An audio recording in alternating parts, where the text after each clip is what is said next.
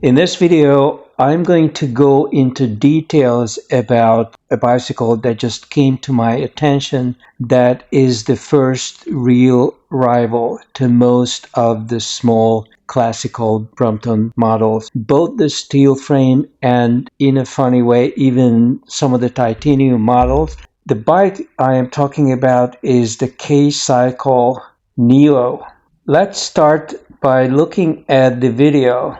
Well, the first thing you can see on this bike is that the whole bike looks very similar to a Brompton, but it's not trying to be an exact copy of it. You see that they are using a straight fork, which does not look bad unless it is stuck onto a very classical looking traditional arch frame, and the arch has been reduced here and it has been modernized, so the whole look of this bicycle is really not bad. Kind of a modern classic look. I would say it looks like the way BMW originally retroed the Mini Cooper. It was not the same design, but it was clearly sensibly modernized so that it still resembled the old style. That's what we are seeing here. And look at the fold. Obviously the fold is different because they have the same trifold that you get with the Brompton, but now the front wheel is going farther back. And the way the fold works is ultimately quite different because check this out. The Neo just rolls around.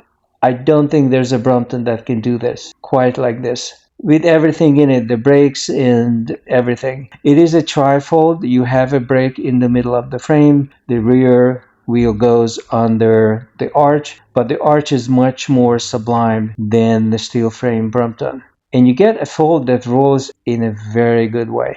Let's look at another video. This is a portrait format, but it does the job.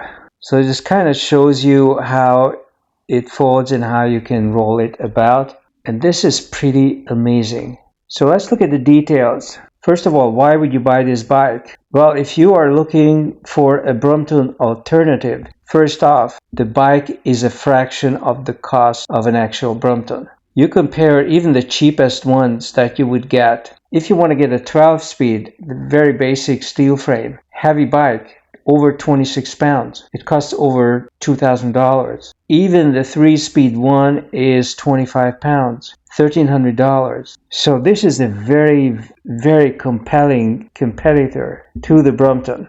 And it is much lighter. The weight of this bike is somewhere around, I would say this is about 21 pounds or so. So this is a pretty lightweight bike, obviously because of the machine-made aluminum frame. Aluminum is fine because Birdie is made out of aluminum, and I had one for over a decade and I had no problems. So aluminum in and of itself is not bad, but it has the shape of the Brompton, so it doesn't have that thick, sturdy frame that you see on the Birdie aluminum or anything monocoque. But maybe they have made the tubes thicker. The one big difference is that this is now purely just a cassette.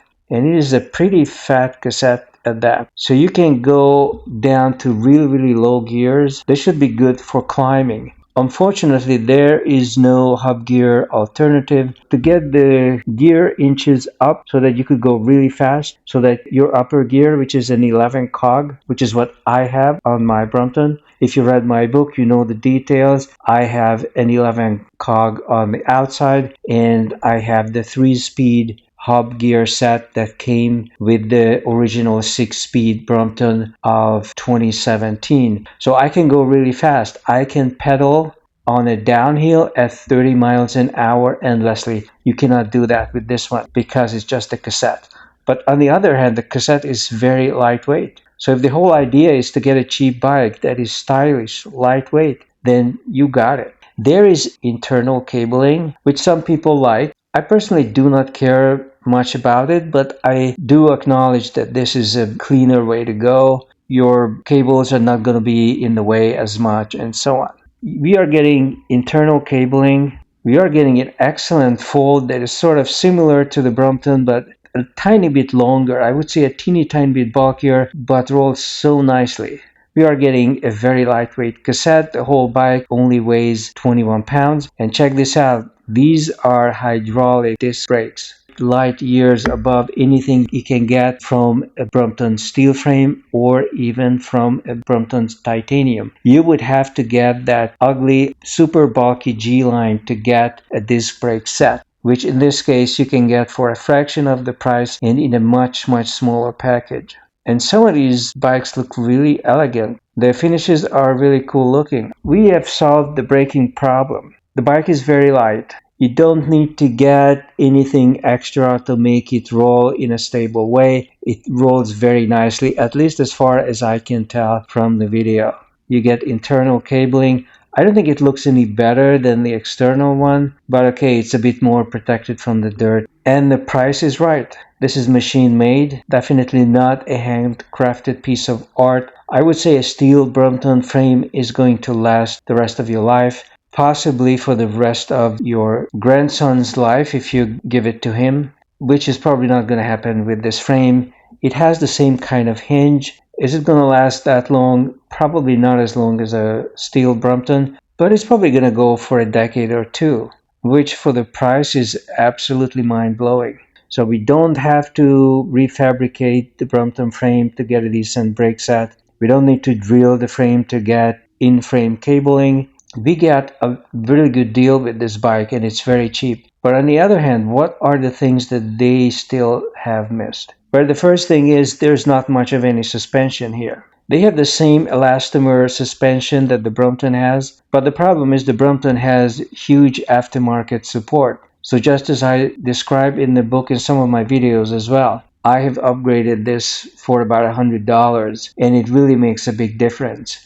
They have changed the format into this squarish elastomer, which is not going to give you better suspension cushion than what you would be getting with the stock steel frame Brompton. But at least with the steel frame Brompton, you can upgrade it to very sophisticated systems. And this bike does not have any third-party following, so there's no upgrade for this elastomer, which I think is a bit of a problem. They also have failed to realize that people want the standard 305 millimeter 16-inch rims.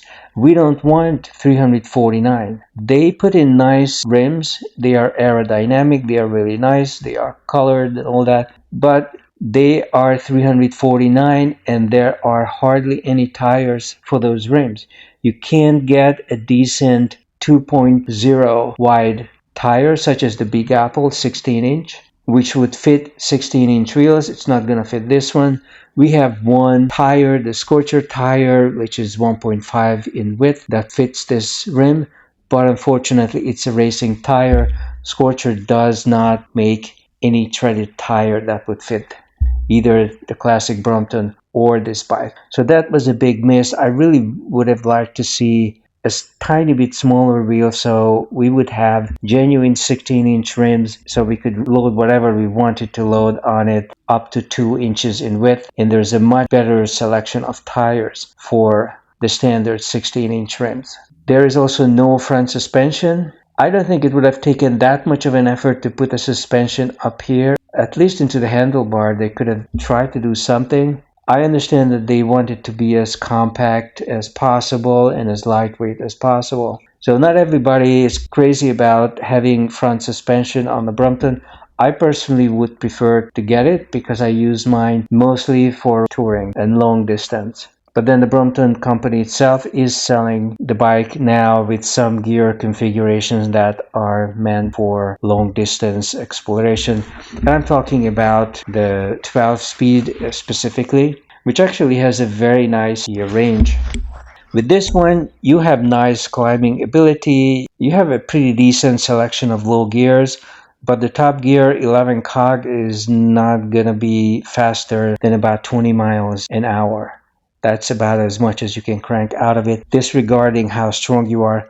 You could upgrade this chain wheel maybe to a 60, and that may be able to give you maybe 25 miles an hour pedal, which I guess is a nice compromise. Or you can install a hub set in the rear, a hub gear set, in which case the rear wheel would have to be rebuilt, but at least you don't need to get a new triangle, and you would have a hub gear set and have something very similar to what I am running. can you upgrade this single speed chain wheel to a dual speed H&H? Just by looking at it, eyeballing it, I think you could, but I cannot guarantee that. I would have to see the bike in person, which I have not been able to see. This is a very new bike on the market. This company has been around for a while and they have tried to launch various small wheel bikes, but this is the first one that is really getting my attention. Because for the price they are charging, frankly, I would not buy a steel frame Brompton or a titanium one. If I was on the market for a Trifold like this today, I would get this one, hands down. Very elegant bike, very cool bike. I love the fold of it. So for this price, for $900 or less than 900, it's certainly a much better deal than anything you could get from the Brompton. I assume they are shipping from abroad. This is probably in mainland China. But they have a very decent, very professional looking website. If anybody gets this bike, I would like to hear about it. Now let's see what you could get. I mean, if you want to look at the Brompton competitors, the one decent competitor that you would look at would be the Turn. The Turn gives you a lot of features, a lot of good stuff that you would want. You can attach a front bag. I assume with the Neo you could probably add an adapter if they don't already have it. Just by looking at the bicycle, I don't see an adapter, but I do see two screws here, so maybe there's a block. I'm sure you can add a carrier block to the front. That's not the issue with the Turn. The Turn gives you a very effective trifold, but the wheels are 20 inches. That's great because you have a huge selection of tires for it, but the whole thing just doesn't look like a Brompton at all. Maybe it folds in a way that is almost as compact. I don't think it is quite as compact because it stands in a vertical way. So the way you roll it is very different from the way you roll a Brompton. I mean, this is what it looks like. It's very different, it rolls nice, and some of the rims are really attractive. They have fancy low spoke count rims. And also the brakes are not disc and not hydraulic either. And because of the positioning of those brakes, you would probably not be able to upgrade this easily to a hydraulic V brake from Magura, which would be a nice upgrade to get. The rear you probably can because I do see plenty of space here. But it's just not really a Brompton replacement. It doesn't look like a Brompton. It's not the same kind of approach, but it is a trifold. So this is the first thing that is a real competition to the Brompton. Let's see what you can get from the Brompton company. You want 3 speeds? Okay, this is the 1300. They do have a bike for 1300, and the 3 speed is actually cheaper than the 2 speed. So I don't see why anybody would want to get the 2 speed. It's roughly the same weight anyway, so the cheapest one to get is definitely the 3 speed. If you want to get the new 12 speed setup, that's gonna be $2,200. Interestingly enough, some of the titanium frames from Brompton are a worthy comparison. This 4 speed is not gonna pedal faster than 20 miles an hour. So it has the same limitations as the Neo. And it doesn't look as good as the Neo because it's kind of classical as far as the top tube is concerned, but then there is this modern state, very straight fork made out of carbon. So it costs several times as much. There are not many people for whom this would be worth it. Neo, where you see that you get some really large cogs, so that climbing should be easy. At this point, I would say the Neo wins by a long shot. There is nothing you can get from the Brompton that is as stylish as this, or more stylish, and offers so much in terms of extras. Aerodynamic rims for very cheap, hydraulic disc brakes, internal routing, and very good lower gear support. So in my opinion, the Brompton G-Line cannot compete against either some of the Birdie models and some of the Alex Moulton models, as I mentioned in other previous videos. And now the steel frame Brompton and even some of the titanium frame Bromptons cannot compete with this new model from China. So we shall see where this competition is going to go, but so far Brompton is very slow to respond and lacks innovation. I'll be back.